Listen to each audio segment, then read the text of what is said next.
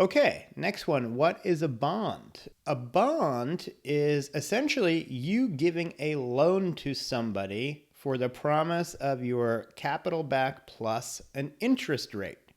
So you're not going to participate in any of the profits of the company as they happen. You're not going to participate in any of the growth of the company. I should say, in the company if you're giving a corporate bond. Or if you're not doing a corporate bond, you might be doing a U.S. Treasury, you might be doing a municipal, but essentially what you're doing is lending money with the hope that you will receive your principal back plus interest.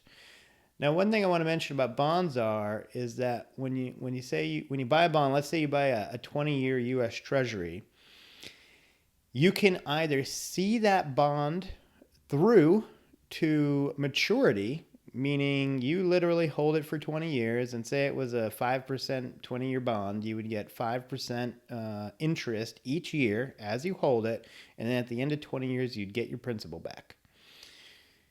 However, you could also sell that bond before maturity in the secondary market and possibly take a loss on the bond if rates have gone up, or you might make a larger profit on the bond than even if you held it through to maturity if rates have gone down. And then also, I'll say with corporate bonds, they grade corporate bonds as an A, B, C grade. The A grades are like the high quality bonds. Usually for the higher quality the bond, the lower the rate you get.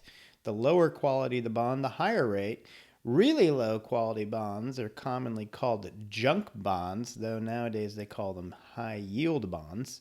And obviously, the lower the quality of the company, the higher risk of default and you losing your principal and not getting that interest. So every investment, whether it bonds or not, comes with some risk, though they say that the most riskless investment out there the world over is the U.S. Treasury. So far, that's proved to be true. Let's hope it continues to prove to be true.